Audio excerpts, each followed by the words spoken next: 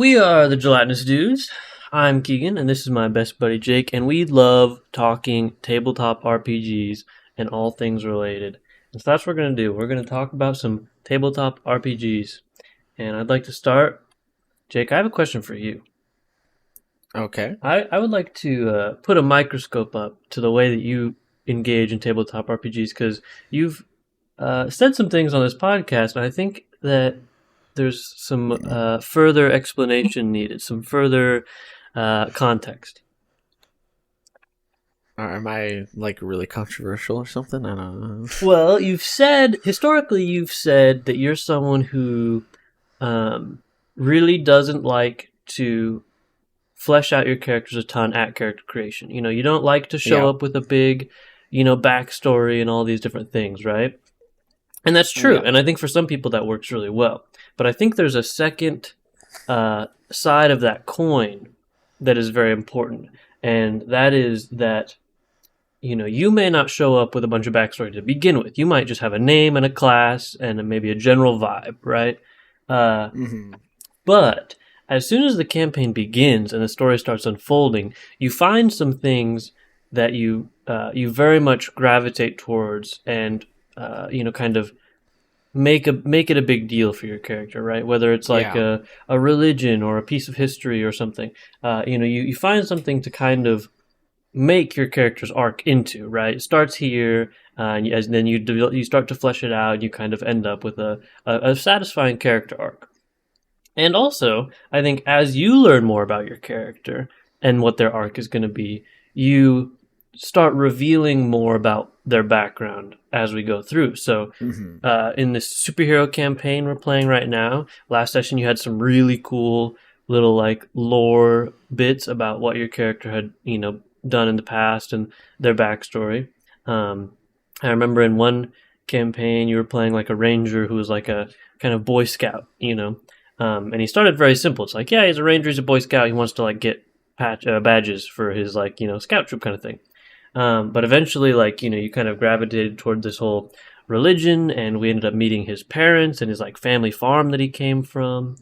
So I think that, to wholly accurately describe the way you make characters, I think, you may not start with something super fleshed out, but you, more than most of the players I've had, are very good at developing the characters in game, in the campaign, finding things to grab onto. And that's some advice I think is very useful to put out there, is if you're not someone that wants to show up, with a one-page backstory before the game starts, like that's just not your style, I think that's totally fine. But I do think when the campaign gets going, you should find something interesting to you and just really hold on tight, to something that you can use to flesh out your character. I think that for the most part, like I used to be the kind of person that would write like a full backstory, like, and his parents would do this, and he was the son of a merchant and shit like that. And eventually, when things don't start getting hit on in campaigns, because I mean, a lot of campaigns, why would we need to delve into a single player's backstory? Like, a lot of the times we're not dealing with like, we haven't done like any crazy like year-long campaigns in quite a long time. So I have been coming at most things with the thought of since like a fully developed backstory is much more difficult to work in, it's a lot simpler to develop that as I play. And then a consequence of that, or consequence is probably not the right word because I think it's a good thing. But in conjunction with that, the backstory that I come up with while I'm playing is more in-universe and feels a lot more realistic than I think a lot of other people's at our table has ended up. Yeah. So like you said the Ranger one, like, that Ranger one, I literally went into it like I want to play a Boy Scout. And so we're talking about different classes, and I literally didn't even pick a class for it. We were at the table on session 1, like, what class do I play? Yeah, it's like it could be a paladin. And it was between paladin and between ranger, and we chose ranger.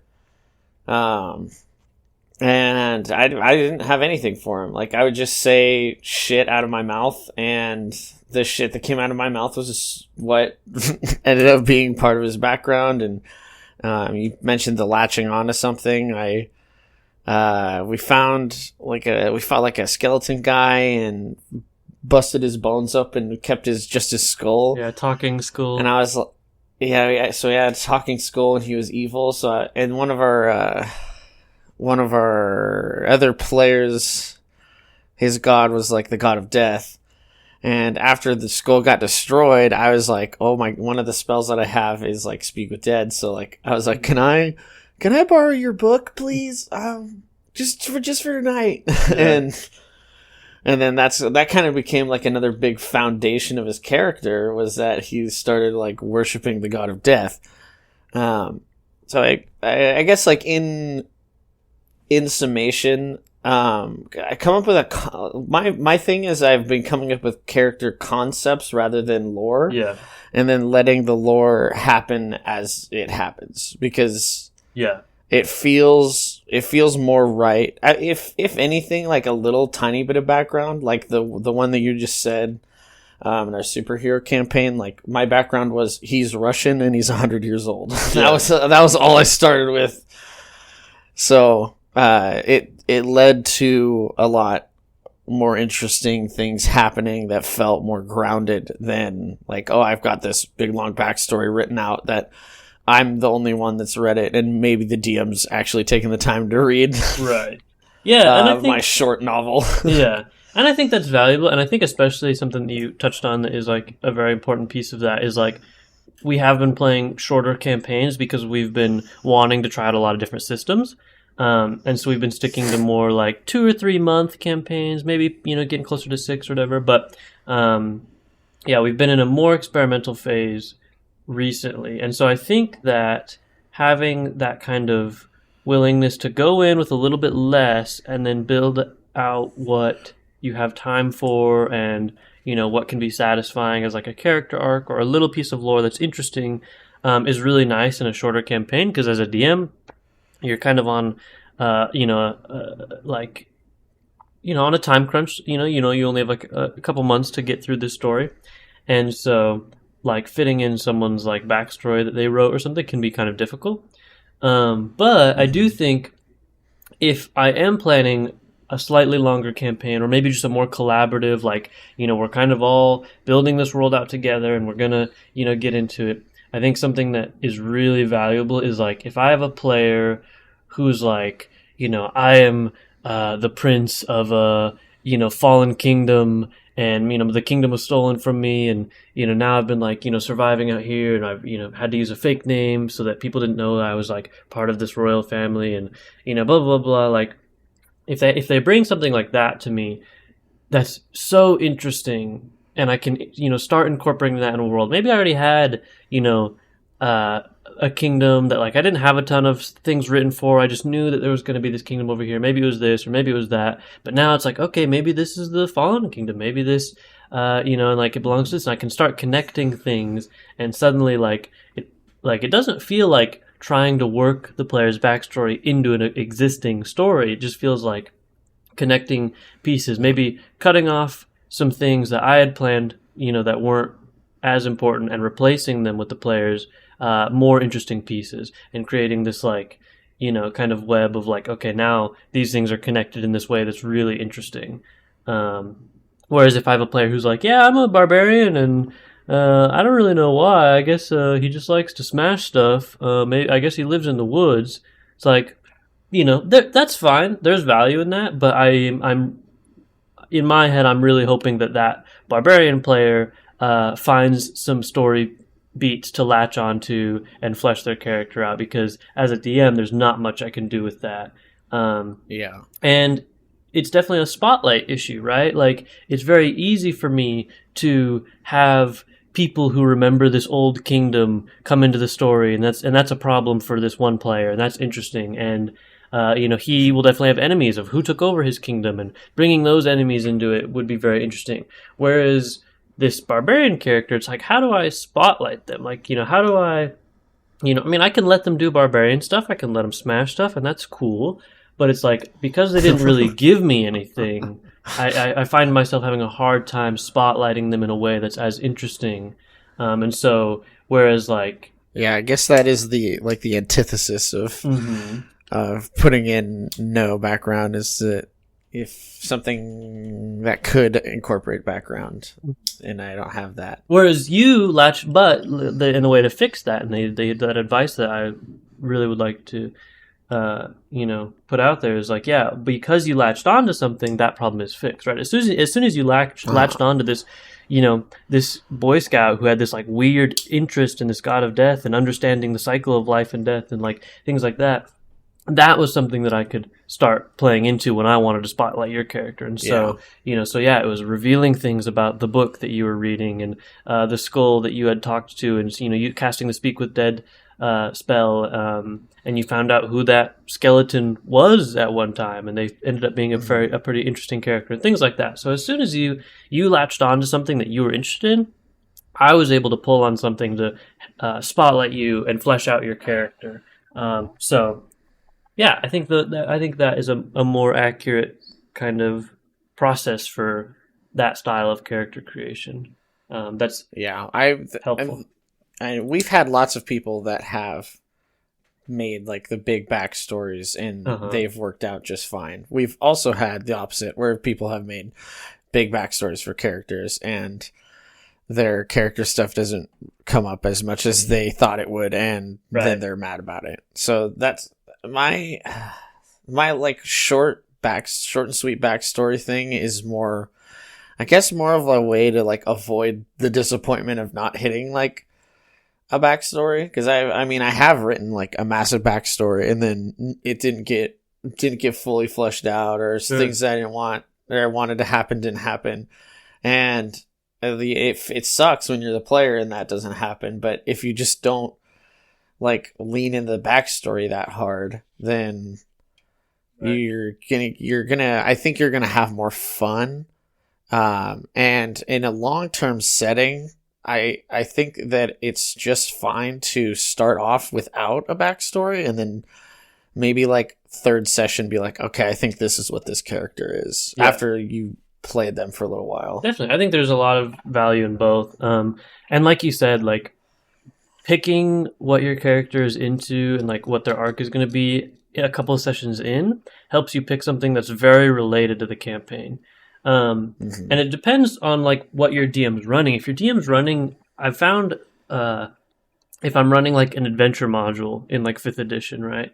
If I'm running Dragon of Icespire Peak, or the Lost Mines of Phandelver or whatever, it's much harder to fit character stuff in because the story and the plot points and stuff are already so defined. Whereas when I'm running something that's completely homebrew, it's much easier to switch things around and add my player character stuff in. And so I think, finding what your character is about a couple sessions in, like you said, can be really valuable because you're choosing something that is already connected to the adventure as a whole. It's already, has some established things in the world, and it's going to feel like more grounded. And it's more collaborative that way too, because there's some things that like I'd make in a backstory, and then something would come up in a session, and I'd be like, "Oh shit, that's way fucking cooler than what I have in my backstory." Yeah, and you're right. It isn't very collaborative. Like if you just come to your DM with a page long backstory that's like, "Oh, I was the 7th son of the Demon King of Azarath," and it's like that. It's like your DM might not have any plans for demons in this world, or the like realm of whatever their hell is or whatever. It's like that might not have been their plan for the focus of the campaign. It might have been a campaign about fighting an evil wizard or whatever, that lives in a volcano and you have to throw a ring in a volcano, whatever, right? It doesn't matter. But it's like, yeah, your DM might not have planned for that. And so it's like they're going to be kind of juggling to try and fit that stuff in. So I think that's why like a session 0 is great, because your player might say, what if I'm the seventh son of the demon king of Azanath? And you're like, that's really interesting. I don't really have a plan for demons in my campaign yet, so either let's flesh that out and decide what that looks like, or I do have... Or you could be this. Yeah, or I have this evil wizard who lives in a volcano, and what if you're like a descendant of his, and like it gives you some really personal... And the player might be like, oh, that's actually really cool. Let's do that. So yeah, I think session zeros and making that collaborative rather than just approaching your DM with this thing that you created is way more collaborative and interesting. Yeah. And I don't want to say it lowers the expectations for the player when you're not creating a backstory, but like when you make a backstory, you have certain expectations for it. Right. And when those are not met, it feels bad. And I'm pretty sure that we've had a couple of people like legit stop playing because they make these big backstories and then their expectations are not met. Right. It's disappointing. Yeah. If you have like a big picture idea of this, your character backstory, but yeah, I think my advice there is it sounds like the player wants to write a book.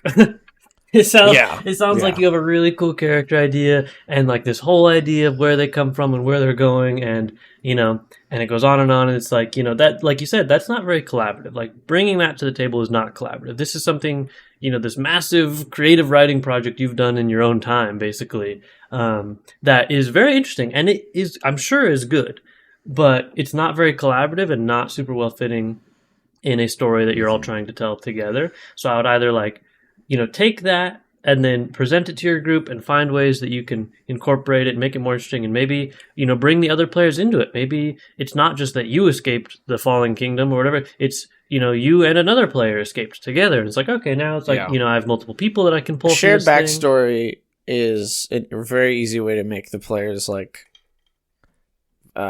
immediately kind of want to have a relationship with each other. Yeah, I love it. I love having shared backstories, or at least like connections. Like Dungeon World is one of the systems we've played, and like part of character creation is making connections to the other characters, and it's done by like asking questions like, oh, like why do you like why do you think my character is like valuable and should be protected, Mm-hmm. And so like you create these interesting little question and answers that like connect and bond these characters in certain ways. And I think it's like a great jumping off point once you get into the role play and stuff. Because I really don't enjoy like the first couple sessions of a campaign where the players like don't trust each other yet, and they don't really talk to each other, or they talk to each other but they're not willing to open up about anything yet, and everybody's just kind of standoffish. Like that's not interesting to me. And so like anything that propels the game into like that more intimate like role play where it's like they're opening up about their backstories and they're being more genuine with each other and stuff, like that's what I want to see. It's like anything that gets us there faster, I'm a big fan of. Yeah, I would for sure have to agree with that. All right, I've got another thing here. Okay. All right. Laughing Rabbit 9 asks, I need recommendations for tabletop RPGs that aren't D&D. Thank you and goodbye. Oh man. Oh, where to begin? Short and sweet. He starts. Okay, I will say later in his comments he says, genre wise he likes fantasy more, but I think we should also talk about some of the non-fantasies because there's people out there because we have done quite a lot. Yeah, there's a lot of people that don't like fantasy genre and like mysteries or horror more, and I think that we should talk about that. So start off with the question, like, what fantasy TTRPGs do you recommend that aren't D&D? Dude, I have an idea. I think this would be a good time to like go through our timeline of like stuff we've played, and then like as we touch on each system, we'll each give some like likes and dislikes about it. Well, that means we gotta remember them all on the spot. We do have to remember them all. Well, I mean, if we miss a couple, that's okay. But okay. We'll give some good ones out there. So obviously, we started with D&D 5th edition, and we played that for a very long time. We started in middle school. We were 12, and we played that until like probably senior year of high school, I think, is when we did Monster of the Week. Yeah, about so a long time we played D&D 5th edition. And this person's asking for other recommendations. So I don't think we need to dip into all of our non-D&D, all of our likes and dislikes of D&D, because that was kind of where we began. D&D 5th edition for a very long time. The first thing we tried after Dungeons and Dragons was a game called Monster of the Week that is it's a Powered by the Apocalypse game, and it's very like Supernatural or Stranger Things inspired, where you're investigating some monster, some haunted thing, and there's like playbooks that have like different moves that are kind of inspired by different fictional, monster hunters or things like that. We really liked Monster of the Week. We've played it quite a few times with different characters and stuff.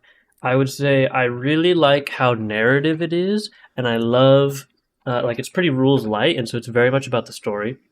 And I love the mystery of it. I love how it's, you're investigating this thing. You're going to these, places where maybe someone's been attacked by this monster. You're looking for clues.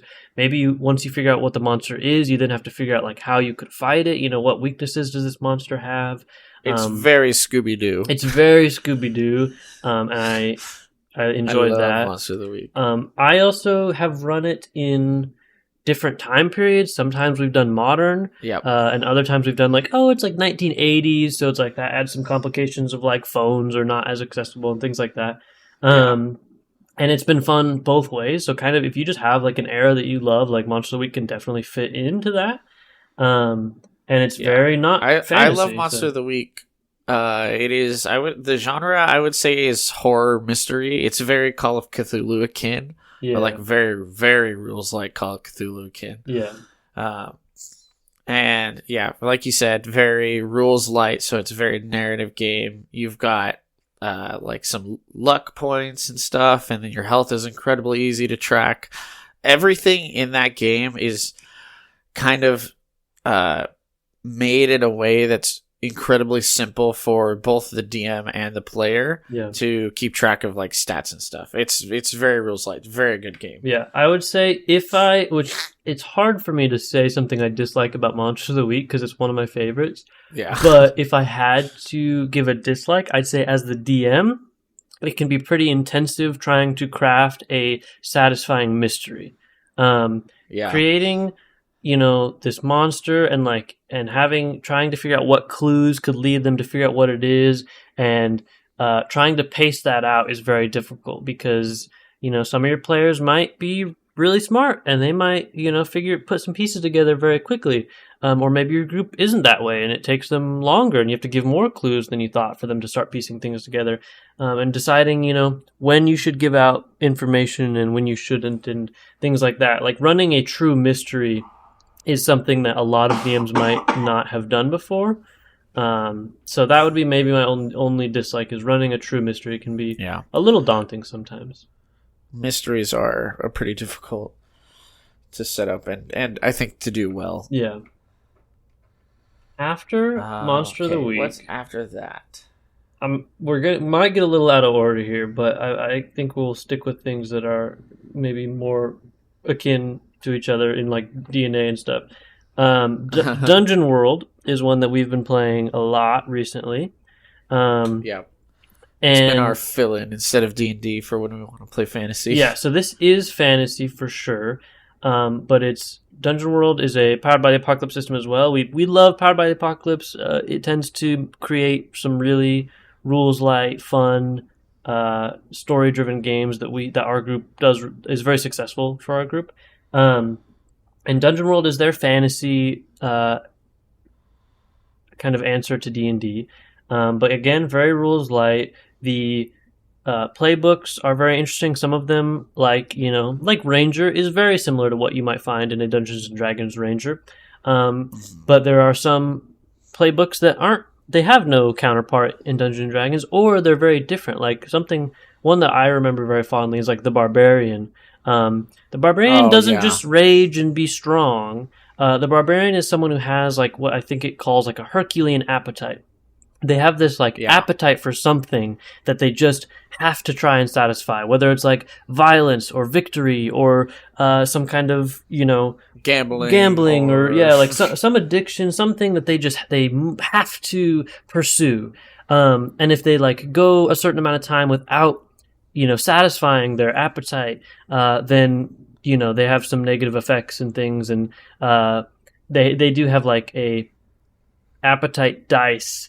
And like if one rolls above the other, then you like kind of like almost lose control of your character a little bit. You like lash out in some way. Your DM describes how you lash out. You crash out. And so it was just like this really interesting mechanic that was not something I'd seen in a barbarian before. But yeah, all the things that I love about fantasy is made very easy in Dungeon World. The classes are interesting. The moves that they have access to are interesting. It's easy to track. It's deadly, which I love. One of my biggest cons about Dungeons and Dragons, especially 5th edition and D&D 1 and all those things. After a certain level, you're a god. Yeah, so it's really hard to be in any danger. It's like you can go down and then, you know, it takes a long time to actually be in any danger once you are down. And all someone has to do is pop any healing spell on you at any point and you're back up. And then you can just go right down again. And then you can go down again. And then you die, but then you have Revivify, so you get revivified. And, you know, like there's just... we've very rarely had player character deaths in Dungeons and Dragons because it's you know, you would have to have a very intentionally dangerous encounter. It feels like you kind of have to be gunning for it. Yeah, you kind of have to be bullying. Like, and I think in D&D, you almost have to be targeting someone to actually kill them. Unless a player makes like some huge mistake. I think any player character deaths we've had is because someone like did something, you know, very foolish that had some pretty major consequences, you know, in a fight or, you know, or out of a fight. But Dungeon World is dangerous. You don't have a lot of HP, and once you hit 0, there's no like downed state. You just make a death move. Like there's a specific player move called like last leg or something. Or last breath. Take your last breath or something. And the dice roll kind of it's like a no modifier dice roll. It's 2d6, just flat.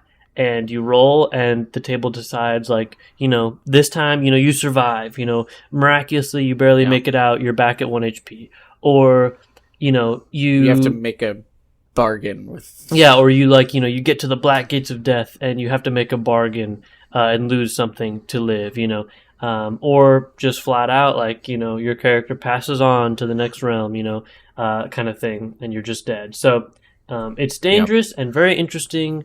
Creates really interesting stories. I would absolutely recommend Dungeon World for anybody that is looking for maybe a more narrative Dungeons and Dragons. Other things we've played. Let's go. Call Cthulhu is the next one I remember we played. Yeah, we did Call of Cthulhu. Same thing where the DM's crafting this mystery of eldritch horrors, of cosmic horrors, you know, things that a mortal, you know, person couldn't even comprehend. It's typically set in like 1920s, you know, which I love. I love the vibe of Call of Cthulhu. I love that era. Yeah, I love it. Like it just has like such striking visuals in my mind of these, you know, 1920s, you know, the appearance, you know, the outfits these people wear, the, you know, transatlantic accents that they might have, you know, the Tommy guns and revolvers that, you know, they might be carrying around or things like that. It's just a super interesting time period.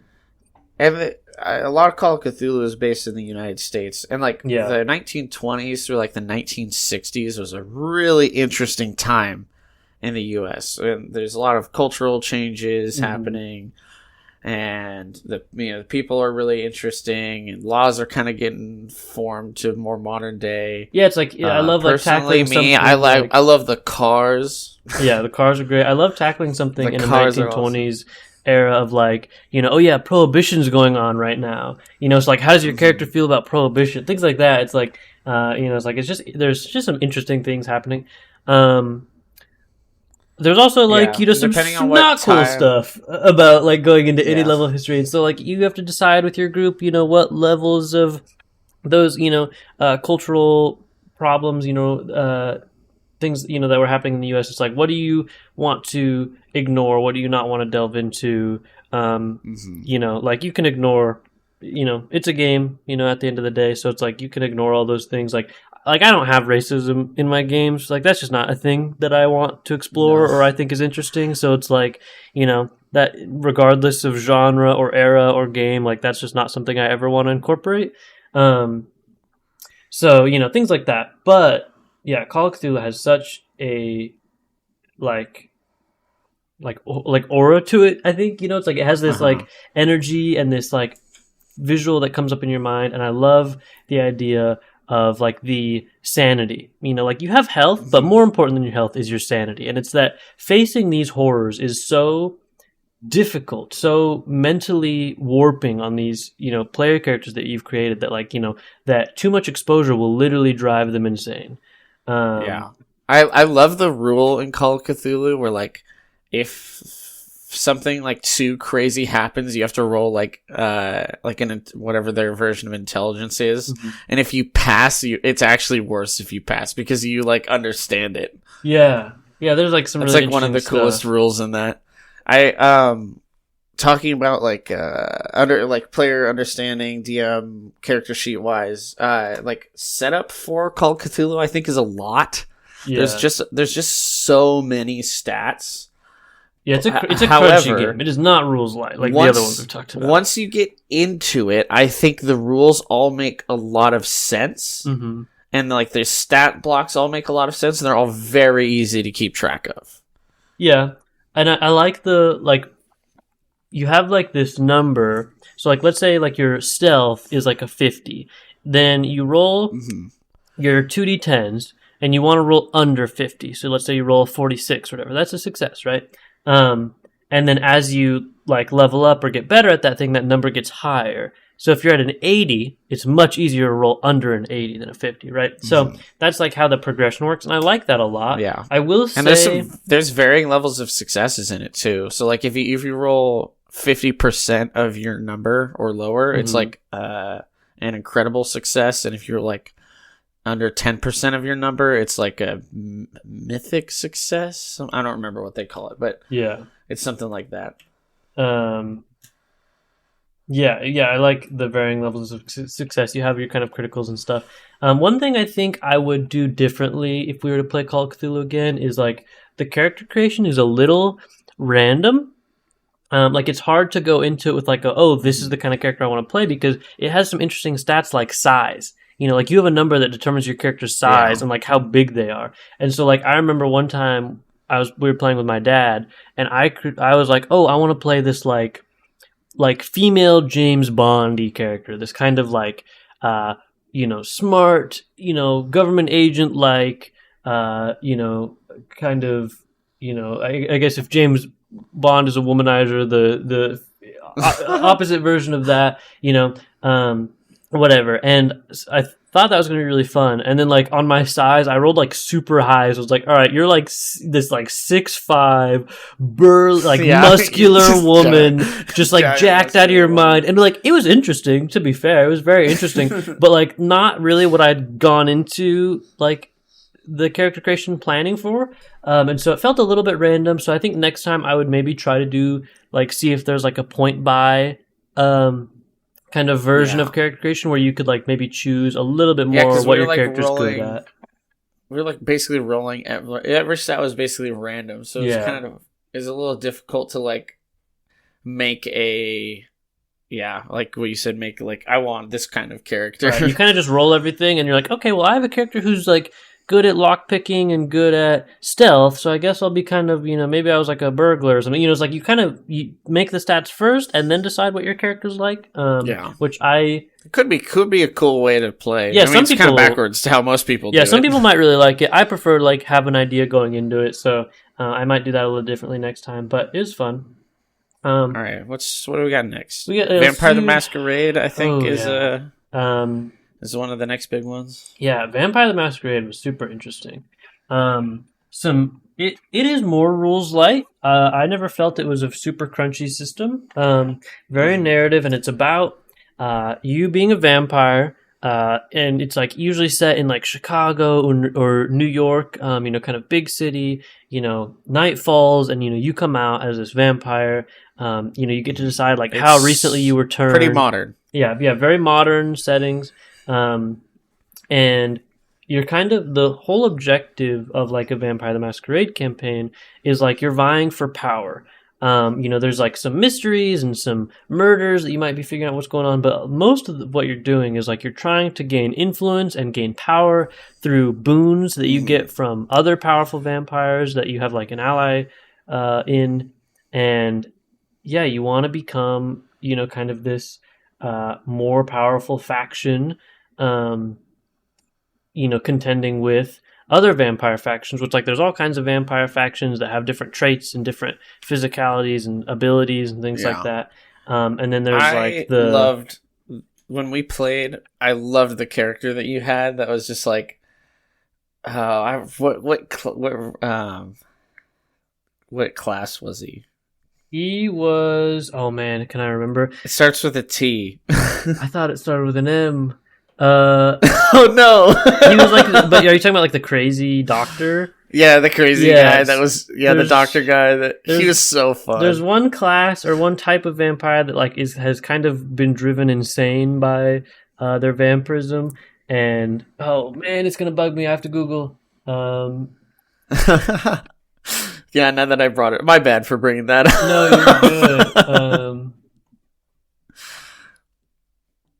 While you're looking at that, I'll kind of get into it. The rolling system, if you've ever played anything like Edge of the Empire, it's very similar to that, where you're rolling, maybe you roll like 8 die, and there's successes and failures on the die, and there's like, if there is a way that you can like succeed too hard or fail too hard, and there's things that the DM can do with you if that happens, so that creates a lot of really interesting scenarios. Yeah, it's like bestial successes or like bestial failures, where it's like kind of like the thing we talked about lashing out as a barbarian. It's like you go too hard, and maybe you were just trying to tackle someone, but you actually sink your teeth into them and start drinking their blood because the hunger took over, things like that. Mm-hmm. You do have hunger. I thought that was a really interesting way. Yeah, it's called a Malkavian. I was right; it was M. I must have been the one with the T. You were a Bruja. We don't have to get into that. I was. Bruja's like the tougher kind really of... Really strong. Yeah. Yeah. But yeah, Vampire Masquerade was very, very fun.